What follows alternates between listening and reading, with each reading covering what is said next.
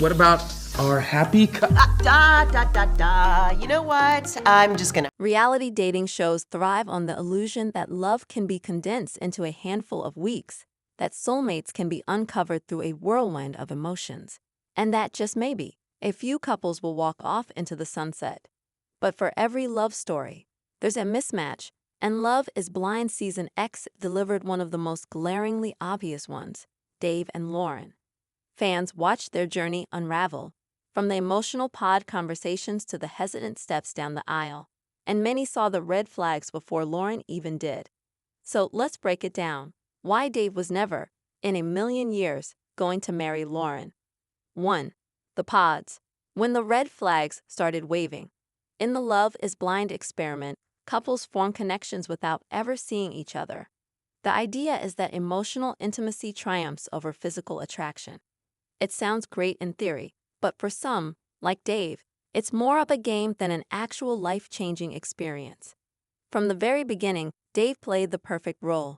He was charming, witty, and just vulnerable enough to seem emotionally available. His conversations with Lauren were filled with warmth, but if you listen closely, there was always an underlying hesitation. While Lauren opened up about her dreams, her values, and her vision for the future, Dave responded in a way that was agreeable but non-committal.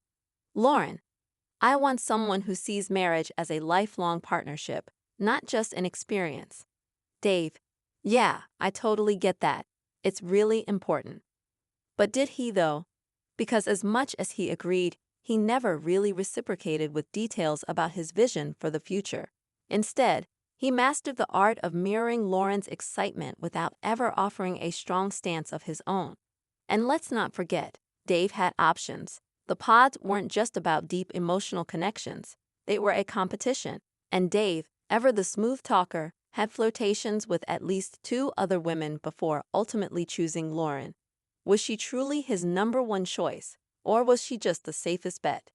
2. Mexico. The I like you, but phase. If you want to see whether a Love is Blind couple has long-term potential, just watch what happens in Mexico. That's when reality starts sinking in. And for Dave, that's when the cracks became impossible to ignore. While Lauren was excited to explore their physical connection, Dave seemed reserved, hesitant. He gave just enough affection to keep things from feeling too awkward.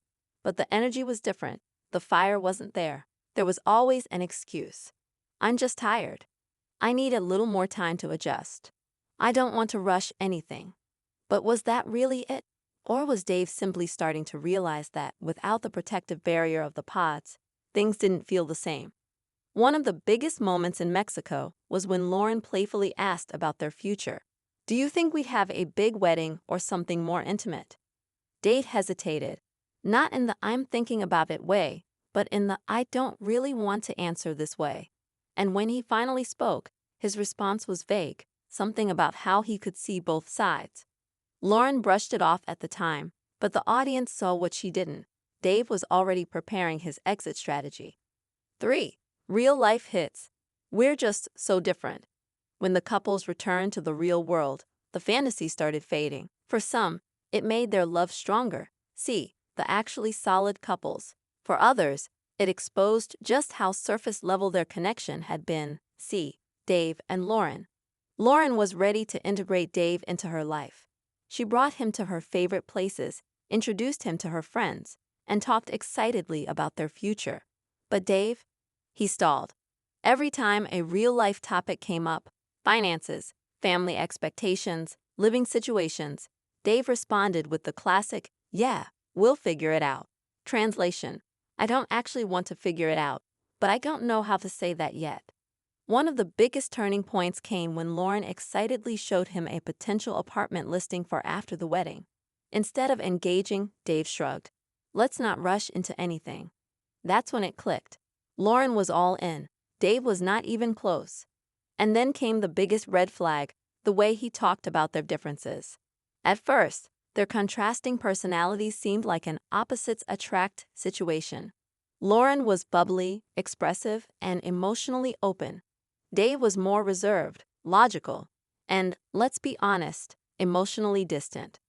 But instead of embracing their differences, Dave used them as an excuse. Every little thing became proof of why they wouldn't work. I just think we approach things differently. I don't know if we have the same long-term vision. I love being with you, but I'm just not sure if we're ready. Notice the pattern? He was never saying, I don't want this. He was saying, it's not the right time. Classic avoidance tactic.